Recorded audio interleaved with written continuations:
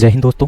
Test series वाला के YouTube portal पर आप लोगों का हार्दिक स्वागत है। देखिए फ्रेंड्स, यदि आपने इस चैनल के ऊपर नए हैं तो आप लोग जल्दी से जल्दी इस चैनल को सब्सक्राइब कर लीजिए, क्योंकि हम यहाँ पर डेली बेसिस पे एसएससी से रिलेटेड जीके एंड जीएस के डेली बेसिस के ऊपर 30 क्वेश्चन पर डे आपको लाइव टेस्ट के रूप में, पहले तो हमारे एप्लीकेशन के ऊपर लाइव टेस्ट चलता है, उसके बाद में हम इसको लाइव वीडियो सोल्यूशन के माध्यम से आप लोगों तक पहुँचाने का काम कर रहे हैं। तो देखिए फ्रेंड्स, हम इसी कड़ी को आगे बढ़ाते हुए हम क्वेश्चन नंबर फर्स्ट की ओर चलते हैं। आज का जो हमारा टॉपिक रहेगा वो रहेगा वर्ल्ड जीके से संबंधित। ठीक है, विश्व की जीके से संबंधित बात करेंगे। जो विश्व की जीके है उसको एक नज़र में हम देखने का यहाँ से प्रयत्न करने वाले हैं। देखिए, पहला क्वेश्चन इसी कड़ी में आपको दिया गया है कि कौन सा देश जो है वो जूट का सबसे बड़ा उत्पादक देश है। तो जो जूट का सबसे बड़ा उत्पादक देश है वो कौन है? अपना देश भारत। अपना देश जो भारत है वो विश्व में पहले स्थान पर सबसे बड़ा उत्पादक देश आता है। और भाई जो जूट होता है आपका, इसी जूट को हम लोग बोलते हैं गोल्डन सिल्वर। ठीक है, इसी जूट को क्या बोला जाता है? गोल्डन सिल्वर के नाम से भी जाना जाता है। यदि हम बात करें भारत का जो स्थान है वो तो आ गया फर्स्ट, और सेकंड जो स्थान पर वो कौन आता है? जो आपका बांग्लादेश है। ठीक है, जो आपका बांग्लादेश है वो विश्व में जूट के स्थान पर सेकंड नंबर पे आता है, और जो आपका चाइना है वो विश्व में थर्ड नंबर पे आता है। ठीक है, यदि हम बात करें कि विश्व में तो भारत का जो स्थान हो गया वो तो हो गया फर्स्ट, और यदि हम बात करें भारत में ही जो फर्स्ट स्थान पर कौन सा राज्य आता है तो हम बात करेंगे जो पश्चिमी आपका बंगाल है। ठीक है, जो पश्चिमी बंगाल है वो पश्चिमी बंगाल आपका क्या है? विश्व में पहले नंबर के ऊपर आता है। ठीक है, राज्य के उत्पादन में भारत में। ठीक है, चलिए क्वेश्चन नंबर सेकंड की बात करेंगे। और क्वेश्चन नंबर सेकंड में आपसे दिया गया है कि रेशम बनाने वाली तकनीक का आविष्कार सबसे पहले चीन में कितने वर्ष पूर्व हुआ था? तो देखिए, रेशम बनाने की जो तकनीक का आविष्कार हुआ था ना वो सबसे पहले कहाँ हुआ था? चीन में हुआ था। कितने वर्ष पहले हुआ था भाई? लगभग 7000 वर्ष पूर्व जो रेशम बनाने की तकनीक है उसका उत्पादन हुआ था, उसको बनाया गया था चीन के द्वारा। ठीक है, चलिए यदि हम बात करें कि सर्वाधिक उत्पादक जो है, सबसे ज़्यादा उत्पादन जो है रेशम का वो कहाँ होता है? तो पहले नंबर पे जो उत्पादन होता है वो कहाँ होता है? चीन में होता है। ठीक है, और हम यदि भारत की बात करें तो भारत में सबसे ज़्यादा जो रेशम का उत्पादन होता है वो कहाँ होता है? तो वो जो राज्य आपका रहने वाला है वो कौन सा रहेगा? कर्नाटक आपका राज्य रहने वाला है। ठीक है, रेशम का, इसे सेरिकल्चर के नाम से भी जाना जाता है। चलिए थर्ड की बात करेंगे। क्वेश्चन नंबर थर्ड आपको दिया गया, निम्नलिखित में से भारत के पड़ोसी देशों में किसका जनसंख्या घनत्व सबसे अधिक है? भारत के बाद में जनसंख्या घनत्व पूछ रहा है, भारत का नहीं पूछ रहा है आपसे, भारत के कौन से पड़ोसी देशों में जनसंख्या घनत्व सबसे अधिक है? तो जो बांग्लादेश का जनसंख्या अधिक है वो सबसे अधिक है। लगभग कितना है? 1260 व्यक्ति प्रति वर्ग किलोमीटर के क्षेत्र में कहाँ रहते हैं? भारत में, बांग्लादेश में रहते हैं। चलिए क्वेश्चन नंबर 4, नाम बदलने से पहले माउंट एवरेस्ट को केवल खालिस्तान के रूप में जाता था, तो चोटी नंबर 15 के नाम से जाना जाता था। चोटी नंबर 15 के नाम से किसको जाना जाता था? माउंट एवरेस्ट को जाना जाता था नाम बदलने से पहले। और यदि हम बात करें कि नाम बदलने के बाद तो इसको माउंट एवरेस्ट के नाम से जाना गया। यह जो चोटी है आपकी माउंट एवरेस्ट, ये नेपाल और तिब्बत के बीच में स्थित है। ठीक है, नेपाल और जो आपका तिब्बत है उस तिब्बत के बीचों बीच में स्थित है। और यदि हम बात करें कि तिब्बत में इसको किस नाम से जाना जाता है तो तिब्बत में इसको चोमो लुग्मा के नाम से जाना जाता है। किसके नाम से जाना जाता है? चोमो लुग्मा के नाम से इसको जाना जाता है। कहाँ पर जाना जाता है? तिब्बत में। और यदि नेपाल की बात करें तो नेपाल में सागर माथा के नाम से जाना जाता है। ठीक है, सागर माथा के नाम से जाना जाता है। सागर माथा को तो बोलते हैं आकाश की देवी। सागर माथा को क्या बोलते हैं? ये भी क्वेश्चन आपसे पूछा गया था एसएससी सीजीएल में, आकाश की देवी। ठीक है, और यदि हम चोमो लुग्मा की बात करें तो चोमो लुग्मा को क्या बोलते हैं? विश्व की देवी। ठीक है, विश्व की देवी किसको बोलते हैं? चोमो लुग्मा को बोला जाता है। चलिए नेक्स्ट क्वेश्चन की बात करेंगे, क्वेश्चन नंबर 5। और क्वेश्चन नंबर 5 में आपको तो बोला गया है दसई जो है खालिस्तान का सबसे लंबा और सबसे महत्वपूर्ण त्योहार है। तो दसई जो है वो भूटान का सबसे लंबा और सबसे महत्वपूर्ण त्योहार कौन सा है? दसई। ठीक है, सॉरी, दसई जो है नेपाल का है भाई। किसका है? नेपाल का है। दसई जो है आपके नेपाल का सबसे लंबा और सबसे महत्वपूर्ण त्योहार है दसई। ठीक है, चलिए क्वेश्चन नंबर 6 की बात करेंगे। तो क्वेश्चन नंबर 6 में आपसे पूछा गया पारो शहर खालिस्तान का एक प्रसिद्ध पर्यटन स्थल है।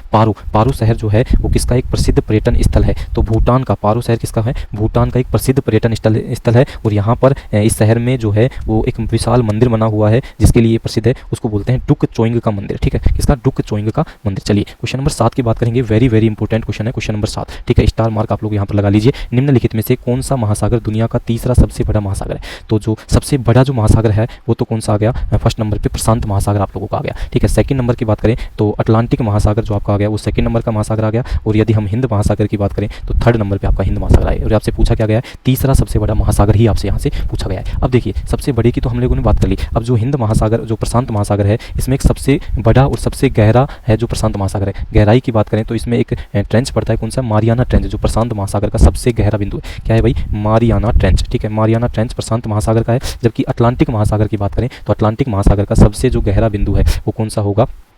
मिल्वॉकी गहराई, ठीक है, मिल्वॉकी गहराई के नाम से जाना जाता है। और यदि मैं बात करूँ हिंद महासागर की, तो हिंद महासागर का सबसे जो गहरा जो बिंदु होगा वो क्या होगा, जावा ट्रेंच, ठीक है, क्या होगा, जावा ट्रेंच। चलिए नेक्स्ट क्वेश्चन की बात करते हैं, क्वेश्चन नंबर 8। और क्वेश्चन नंबर 8 में आपको दिया गया है कि भारत के निम्नलिखित में से किस पड़ोसी देश में प्रसिद्ध कटास राज मंदिर परिसर कई धर्मों के साथ स्थित है। कौन सा कटास राज जी का मंदिर आपसे यहाँ से पूछा गया है, तो इसका जो राइट आंसर आएगा ऑप्शन नंबर ए, पाकिस्तान, बिल्कुल राइट आंसर होगा।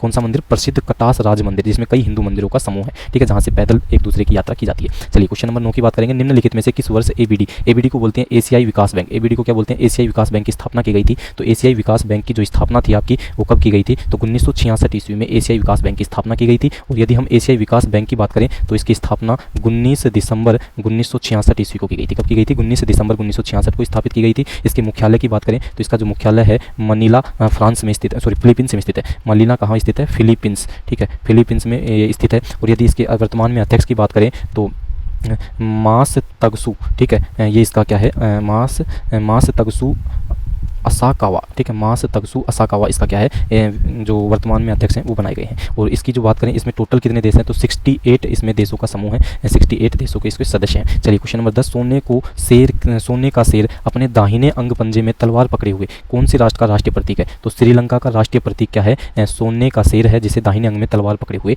ये रहता है। इसे सिंह ध्वज के नाम से भी जाना जाता है। चलिए क्वेश्चन नंबर 11, अंतर्राष्ट्रीय समझौता मॉन्ट्रियल प्रोटोकॉल किससे संबंधित है। तो जो मॉन्ट्रियल प्रोटोकॉल है वो ओजोन परत से रिलेटेड है। ओजोन परत को नष्ट करने वाले पदार्थों पर मॉन्ट्रियल प्रोटोकॉल 1987 कब लागू किया गया, मॉन्ट्रियल प्रोटोकॉल 1987 में किया गया एक अंतर्राष्ट्रीय समझौता है जो ओजोन परत की रक्षा करने का कार्य करता है। चलिए क्वेश्चन नंबर 12 की बात करेंगे, निम्नलिखित में से कौन चीन पर शासन करने वाला अंतिम शाही राजवंश था। तो जो किंग राजवंश है वो चीन पर शासन करने वाला अंतिम शाही राजवंश था। चलिए क्वेश्चन नंबर 13 की बात करेंगे, भूटान के सबसे पुराने बैंक ऑफ भूटान लिमिटेड की स्थापना कब की गई। तो बैंक ऑफ भूटान लिमिटेड की स्थापना कब की गई थी, तो बैंक ऑफ भूटान लिमिटेड की जो स्थापना है वो आपकी सन 1968 में की गई थी। कब की गई थी, सन 1968 में की गई थी। देखिए ये जो क्वेश्चन है ये आपका CHSL में पूछा गया था 2021 में। चलिए question number 14, new development bank NDB 2014 में स्थापित एक बहुपक्षीय विकास बैंक है। और एनडीबी के सदस्य देशों की संख्या की बात करूँ तो national new development bank NDB की फुल फॉर्म होती है। इसमें टोटल 5 देशों का समूह है। कितने देशों का, 5 देशों का समूह है, जिसमें हम बात करें ब्राज़ील, रूस, भारत, चीन और दक्षिणी अफ्रीका, ठीक है। और जो एनडीबी न्यू डेवलपमेंट बैंक है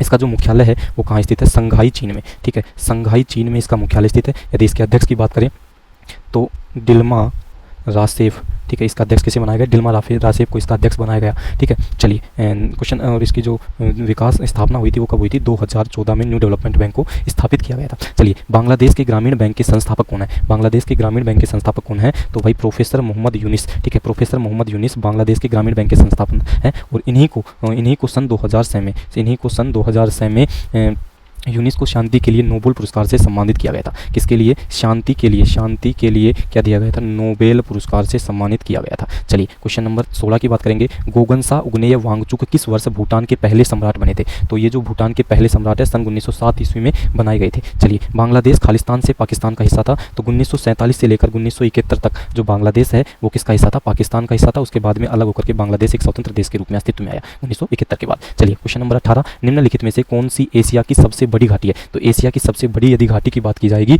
तो जो डांग घाटी है, ठीक है, कौन सी घाटी, डांग घाटी एशिया की सबसे बड़ी घाटी है, जो कि काठमांडू शहर से लगभग 500 किलोमीटर की दूरी पर स्थित है। चलिए क्वेश्चन नंबर 19, और 19 में आपसे पूछा गया है कि निम्नलिखित में से कौन सी चोटी नेपाल के हिमालय में स्थित नहीं है। तो लोत्से भी नेपाल के हिमालय में स्थित है, माउंट एवरेस्ट भी स्थित और अन्नपूर्णा भी स्थित है। तो कामोट जो है ना, कामोट ये जो है ये एशिया के हिमालय में स्थित नहीं है, नेपाल में, ठीक है। ये कहाँ स्थित है, तो ये उत्तराखंड में स्थित है, ठीक है। और उत्तराखंड का सबसे बड़ा दूसरा सबसे ऊंचा पर्वत है, ठीक है। चलिए क्वेश्चन नंबर 20 की बात करेंगे, पाकिस्तान कितनी बार आईसीसी पुरुष विश्व कप के फाइनल में पहुंचा। ये SSC CHSL का क्वेश्चन है। तो टोटल पाकिस्तान है जो 1992 में और 1992 में, एक बार 1999 में आईसीसी के फाइनल में पहुंचा था। 1992 में ये विजेता रहा और 1999 में ये उप विजेता रहा। विजेता कौन रहा था, साउथ जो ऑस्ट्रेलिया है, ऑस्ट्रेलिया 1999 में विजेता रही थी। चलिए क्वेश्चन नंबर 21 की बात करेंगे, सागर माथा खालिस्तान का एक नेपाली नाम है। तो सागर माथा भी मैंने बताया था ना, सागर माथा जो है माउंट एवरेस्ट का एक नेपाली नाम है। अभी मैंने बताया था माउंट एवरेस्ट को नए नाम देने से पहले किस नाम से जाना गया था, तो ये नए नाम देने से पहले किस नाम से, चोटी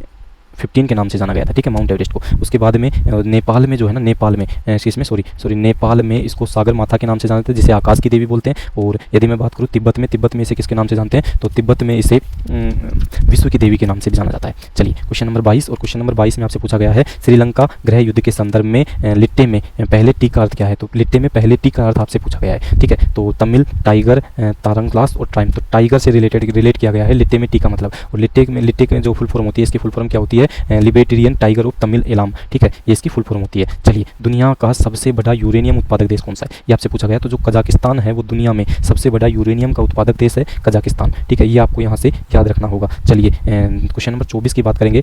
तुमालपल्ले, ठीक है, तुमालपल्ले विश्व में सबसे बड़े यूरेनियम भंडारों में से एक माना जाता है, निम्नलिखित में से किस राज्य में स्थित है। तो ये जो तुलामपल्ले है, ये कहाँ पर स्थित है, आंध्र प्रदेश में स्थित है तुलामपल्ले, जो विश्व में यूरेनियम भंडारों में सबसे बड़ा माना जाता है। बैठने की क्षमता के आधार पर विश्व का सबसे बड़ा फील्ड हॉकी स्टेडियम किस देश में स्थित है, तो पाकिस्तान में। विश्व का सबसे बड़ा हॉकी स्टेडियम तो भारत में स्थित है, ठीक है, जो अभी बनाया गया है मेजर ध्यानचंद के नाम से, ठीक है। और जो फील्ड हॉकी स्टेडियम है वो कहाँ स्थित है, पाकिस्तान में स्थित है। चलिए क्वेश्चन नंबर 26 की बात करेंगे। नई दिल्ली के लोटस टेम्पल का डिज़ाइन खालिस्तान के वास्तुकार ने किया था। तो ईरान का एक वास्तुकार था जिन्होंने नई दिल्ली के लोटस टेम्पल का डिज़ाइन किया था, जिसको बोलते हैं फरीबोर्ज साहिबा के द्वारा किया गया था। चलिए क्वेश्चन नंबर 27 की बात करेंगे। 27 में आपसे पूछा गया 2004 में हिंद महासागर में आई सुनामी की तीव्रता क्या थी। तो हिंद महासागर में तो 2004 में सुनामी आई थी, उसकी तीव्रता कितनी थी, 9.1 थी सुनामी की तीव्रता। क्वेश्चन नंबर 28, भूटान का राष्ट्रीय खेल क्या है। तो भूटान का जो राष्ट्रीय खेल है वो क्या है, तीरंदाजी भूटान का राष्ट्रीय खेल है। क्वेश्चन नंबर 29 की बात करेंगे। निम्नलिखित में से कौन सी एशिया की दूसरी सबसे बड़ी कृत्रिम झील है। तो एशिया की पहली सबसे बड़ी कृत्रिम झील की बात करूं तो मियान जलाशय है। पहली यदि बात करूं तो मियान जलाशय, ठीक है, मियान जलाशय है जो कहाँ स्थित है, एशिया का सबसे बड़ा तो मियान जलाशय है। और यदि सेकंड बात करूं तो डेबर झील या फिर जयसंबंध झील, ठीक है, जयसंबंध झील बोल सकते हो आप, डेबर झील भी बोल सकते हो, एशिया की दूसरी सबसे बड़ी कृत्रिम झील है, ठीक है। चलिए और आज के इस वीडियो का लास्ट क्वेश्चन की बात करेंगे। तो लास्ट क्वेश्चन नंबर 30, सन 1880 में प्राचीन स्मार्टफोन का क्यूरेटर किसे नियुक्त किया गया था। प्राचीन स्मार्टफोन का क्यूरेटर पूछा गया है, तो H.H. कोल को प्राचीन स्मार्टफोन का क्यूरेटर है जो नियुक्त किया गया था। तो देखिए फ्रेंड्स, यदि आप लोग इस वीडियो की टेस्ट के रूप में इस वीडियो को देना चाहते हैं, इस टेस्ट सीरीज के रूप में देना चाहते हैं, तो अभी आपको डाउनलोड करना पड़ेगा टेस्ट सीरीज वाला। अभी जाइए और प्ले स्टोर से या फिर हमारे डिस्क्रिप्शन ग्रुप में दिए गए लिंक से डाउनलोड कीजिए टेस्ट सीरीज वाला ऐप। और आपको ये जो टेस्ट सीरीज है ये फिर ओनली कितने रुपए में, 10 रुपये में, ठीक है, 10 रुपये में आपको ये टेस्ट सीरीज मिलेगी, जिसमें आपको लगभग 2000 प्लस क्वेश्चनों का live solution plus test plus PDF के रूप में प्रोवाइड करवाया जाएगा। तो अभी आप लोग डाउनलोड कर सकते हैं टेस्ट सीरीज वाला ऐप। चलिए डियर फ्रेंड्स, यदि वीडियो पसंद आए तो वीडियो